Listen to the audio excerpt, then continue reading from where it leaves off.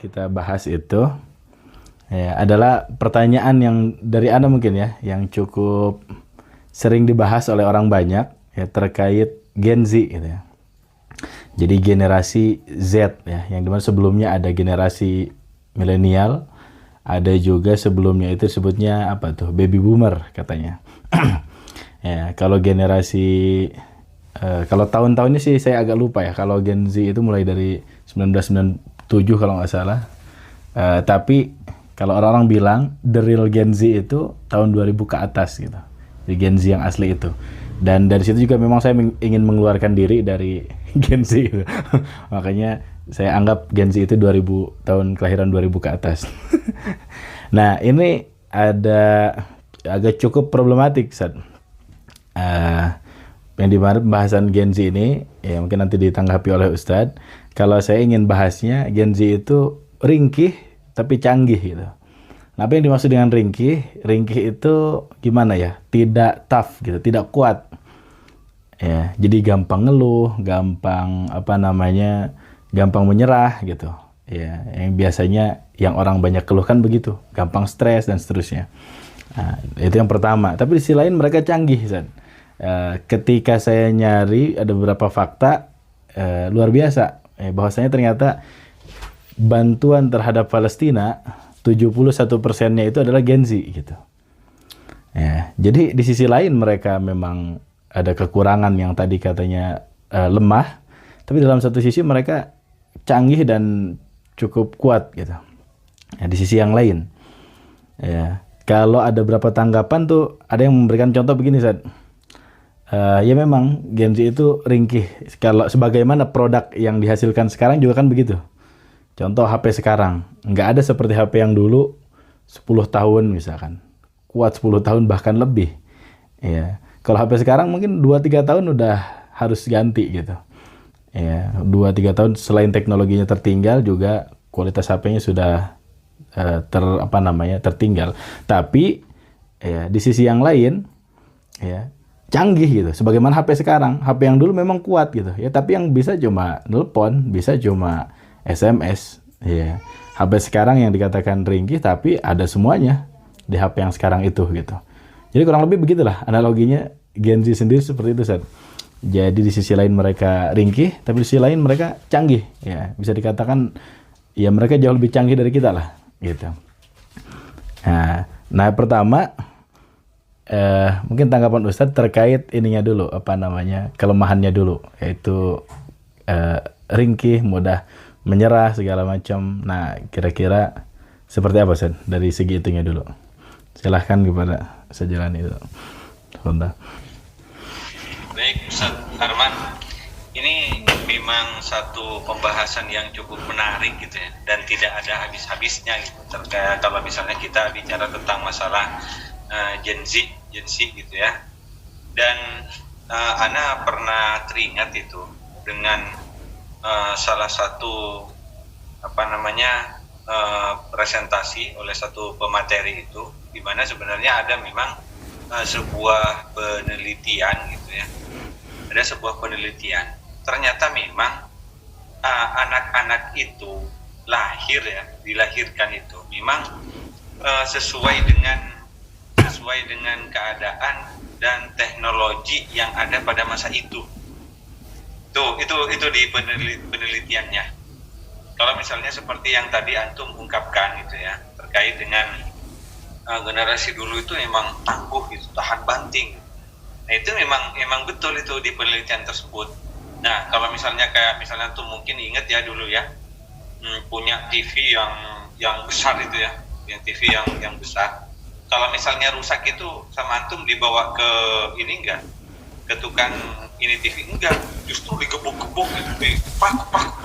Nah, itu jadi sembuh ya. Jadi ujung-ujungnya apa? Jadi beres lagi gitu, jadi normal lagi. Nah, tapi beda itu dengan generasi, dengan teknologi sekarang kan. Teknologi sekarang kan kayak misalnya HP atau TV itu malah cuma sebesar atau setipis HP gitu kan. Sekarang yang sumurannya besar kayak gitu, itu kemana itu kok bisa jadi tipis kayak gitu. Nah, kalau misalnya TV sekarang jatuh gitu ya, jatuh. Nah, kira-kira itu gimana? Benar atau rusak? Wah, itu pasti sudah hancur. Nah, sama sebenarnya generasi hari ini tuh sama seperti ya teknologi yang ada, dan juga termasuk tingkat kecanggihan dalam berpikir segala macamnya itu sebenarnya sama dengan teknologi yang ada sekarang. Makanya kalau misalnya kata antum sekarang ini generasi sekarang ini, generasi Gen Z ini memang ringkih tapi canggih gitu. Nah, itu kan sama kan dengan teknologi hari ini. Jadi memang canggih itu, semua fitur atau apapun itu ada di situ. Misal kata sebagian ahli psikolog itu ya selalu mengatakan kalau misalnya kita mendidik anak disamakan dengan dulu, itu memang tidak cocok zamannya. Kan sebagian kan ada kan yang menyangkal pernyataan tersebut kan misalnya kok bisa nggak disamakan gitu kan, manusianya sama, ininya sama gitu. Nah, kan begitu kan. Sebenarnya tidak sama memang dalam kita memberikan treatment kepada anak atau peserta didik, itu memang tidak sama sebagaimana teknologi yang ada itu kan. Kalau dulu ya memang kita tahan banting, dipukul mah biasa kalau dulu. Kalau sekarang mah dipukul tuh, dijewer aja udah nangis gitu. Kalau dulu sampai merah-merah, sampai malah berdarah itu dipukul sama guru itu biasa gitu. Nah itu dia cara memberikan treatmentnya itu terhadap generasi sekarang ini ya tentu berbeda juga.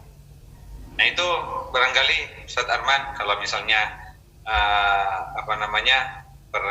pertanyaan dari antum ini, generasi sekarang kenapa kok bisa ringkih tapi canggih, yaitu yang ana ketahui bahwa memang generasi itu, lahirnya sebuah generasi itu memang sesuai dengan teknologinya gitu.